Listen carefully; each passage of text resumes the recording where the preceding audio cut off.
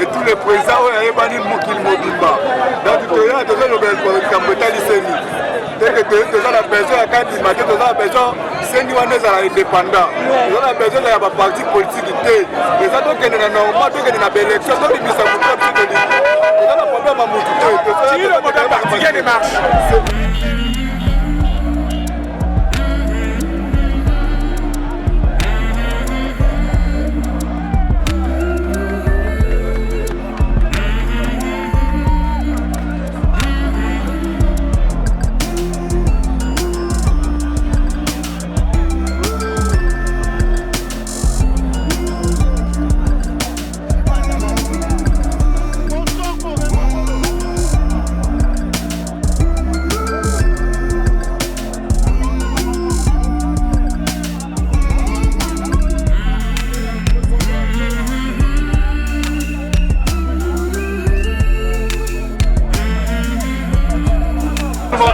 nous sommes en train de revendiquer la dépolitisation de la CENI. Il faut que pour aller aux élections de 2023, que nous ayons une CENI qui puisse jouer son rôle selon la Constitution, d'organiser des élections transparentes, démocratiques, libres. Disons non à une CENI qui sert de béquille à la fraude électorale, qui sert de béquille au glissement, qui sert de béquille à la continuité d'un pouvoir volé. Nous ne voulons pas que cette loi électorale taillée sur mesure comme un costume de M. Tshilombo. La CENI doit être indépendante et l'Amouka marche aujourd'hui pour dire qu'il pleuve, qu'il neige. Nous n'accepterons jamais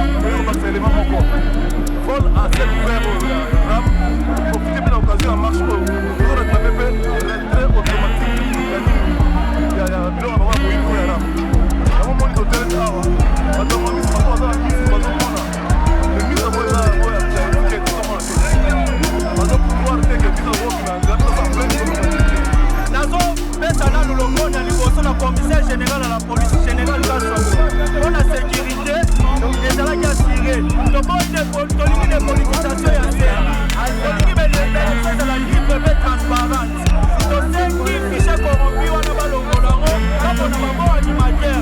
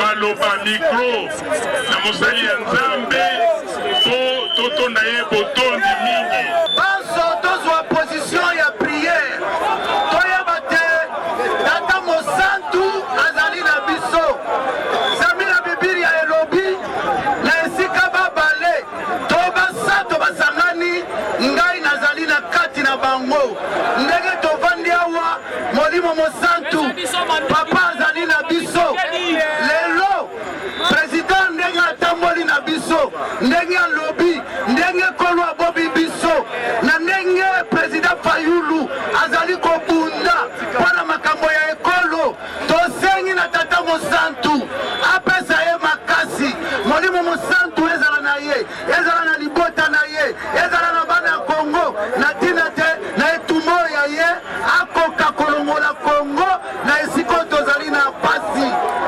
roboto eya koloba bakongole batikali na ndako ekotela bango ezala mpona Kongo mobimba na tina te abimisa biso aloba oyo ya koloba lelo kongole nyonso alanda yango tosameli mpona tata mosantu oyo azali kopesa ye makasi.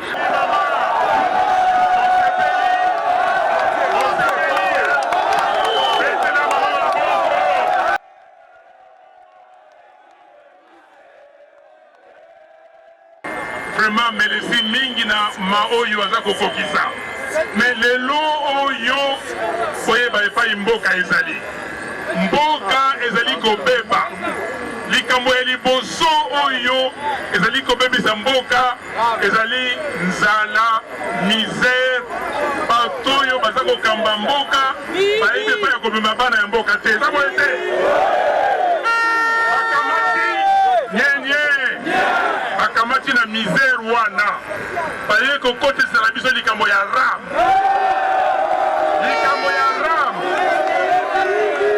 bolingi nini mpo na ram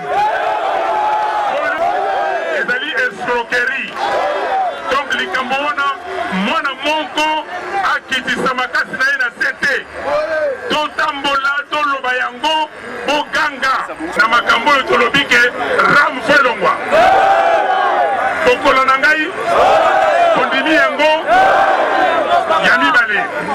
ya mibale ezali insécurité mikolo nyonso koboma kuna na Beni kuna na Ituri na Nord Kivu mobimba koboma bandeko na biso me makambo oyo ekosila mokolo nini me ndenge nini barebele balobi ke barebele baza na mboka na biso me barebele wana bakendeke na mboka na bango te barebele ya Uganda barebele oyo ya Rwanda baza koboma bandeko na biso mpona nini bakendeke koboma bato na Rwanda te na Uganda te yango wana bandeko na ngai yango wana il faut kosenga makambo oyo ya état de siège esila toyokani administration ezonga na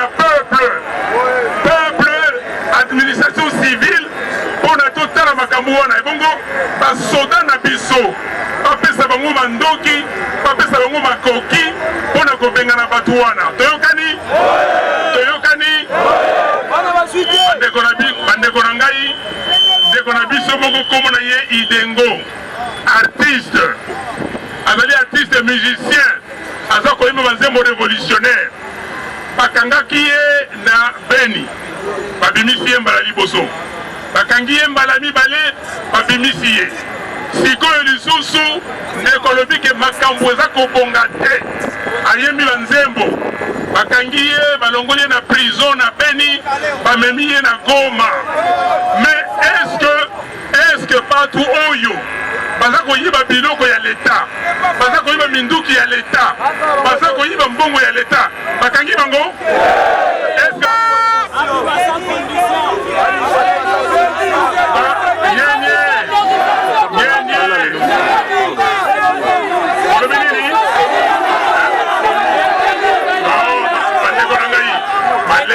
malembe tunakoya tozali koya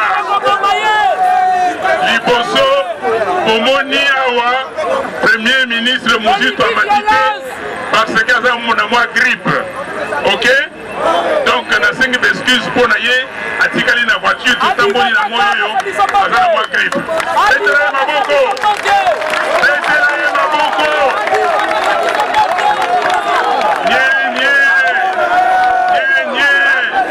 Congo oye, Congo oye.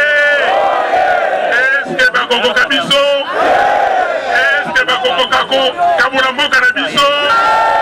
Bandeko na ngai, nakosenga na bino mpona tomati kuna te. Soki na mataki kuna na nga natelema nafukami mpona kosenga lisusu na bino, surtout na Nzambe mpona ekolo na biso etikala na bomoko. Ekolo na biso etikala bo, etikala bo, bana ekolo bo, ekolo bo, ekolo yango komo nango nini? Komo na yango nini? Bandeko na biso bakongolais na bakongolaise oyo bazana na diaspora bazali kosala makasi, bazali kolela, bakosala misala kotina mbongo awa mpo baninga bandeko babonga balia malamu balala malamu, me baza komona pasi kuna na mosala bakosala misala nyonso etela bandeko na biso ya diaspora maboko makasi. Eza boye te bandeko, soki tokomi lelo boye bapauvre, tokomi lokola bana etike, mboka kitoko, mboka monene, mboka bato ebele, mabanga ya talo, mai, zamba, nyonso ezali. Mais tokomi boye mpona nini? Mpona nini?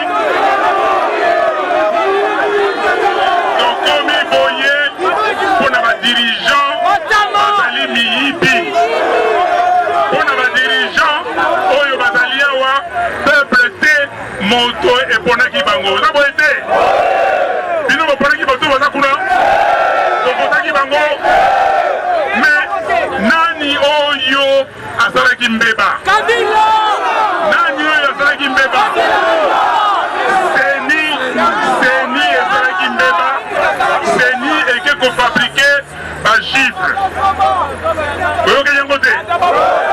Bandeko oyo babimisaki bachiffre, bakatholike babimisaki bachiffre. Oyebi yango te? Bayulu azoki combien? Combien? Mémoire na bino ezali malamu, ça c'est bien, 62%. Mais seni wana eke kofabrike bachiffre. Est-ce que bokondima lisusu batia bato na seni bakende kofabrike bachiffre?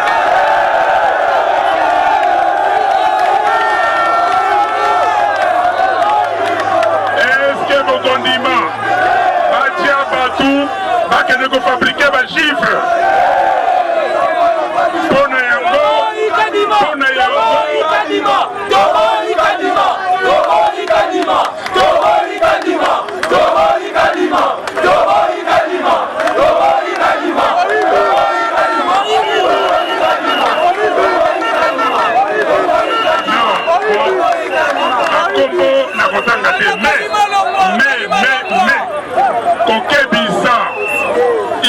kokebisa moto oyo boza kobenga citoyen soki nani kuna citoyen nani nazali kokebisa ye nazali kokebisa ye soki aliki komeka aleka molai na biso aluka molai ya bana Kongo akokoka yango te oyebisa ye makambo yalingi kosala atika yango tozali na besoin ya seni oyo lobi ekosala mosala malamu oyo lobi ekoprononce baresultat oyo bana ya Kongo balingi eza boye te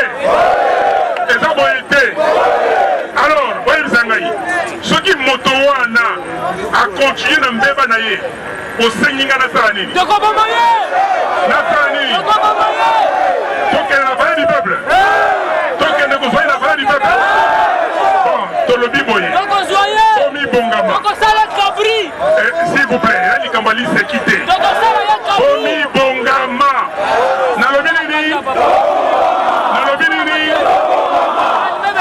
tokokende kuna na palais du peuple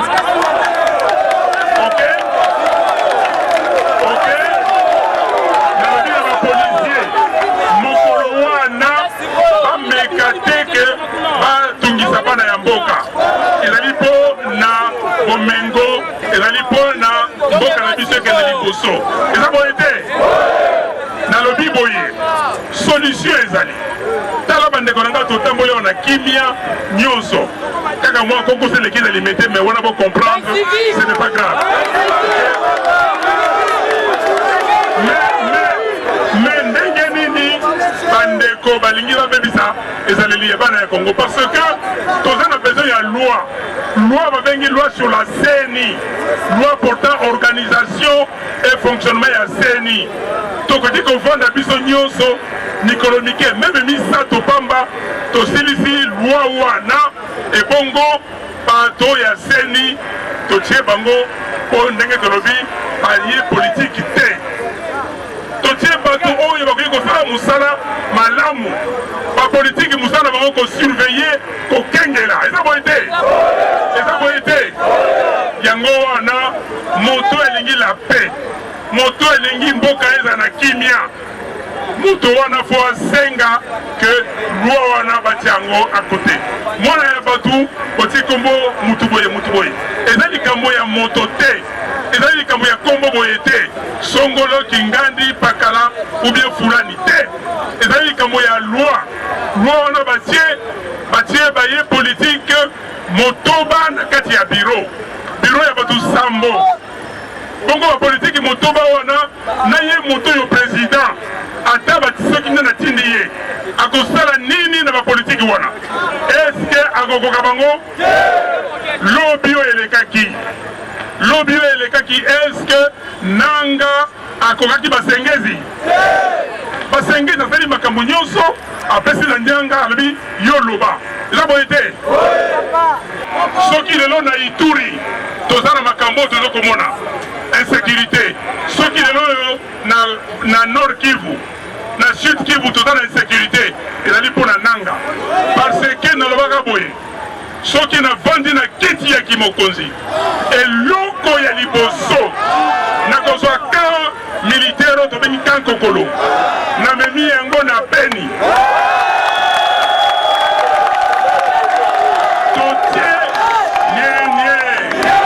totie basoda ya mpiko bana ya Congo oyo makasi topesi bango baéquipement balongolela biso bato oyo babengi barebele soki bawuti wapi mbongo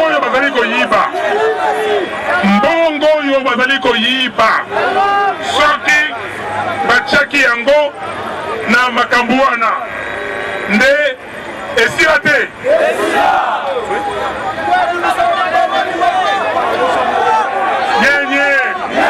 nyenye bandeko na ngai likambo oyo ya CENI totelemela yango CENI toboyi ezala ekambama na bapolitisien politicien toyokani toyokani seni kama bana politicien te kozala nsima ya basango na bapaster oyo balobi ke baboyi likambo wana toyokani toyokani nyenye nyenye ezali esengo to esengo te ezali esengo to esengo te ndenge tokutani boye esengo to esengo te bandeko na ngai omoni nasilisi me naza kolinga kotika mikro te mpo na ndenge namoni bino eza kopesa ngai esengo nzambe apambola bino apambola mpe ekolo na biso kongo kotikala malamu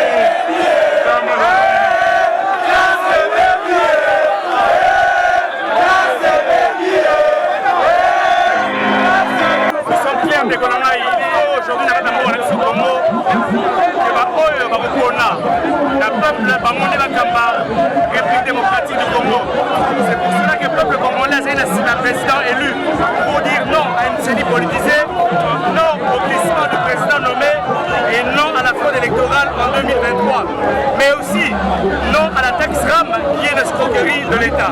Donc voilà un petit peu le peuple congolais vient de réaffirmer à partir de cette marche pacifique que le président élu est réellement celui que le peuple congolais voulait avoir à la tête de l'État.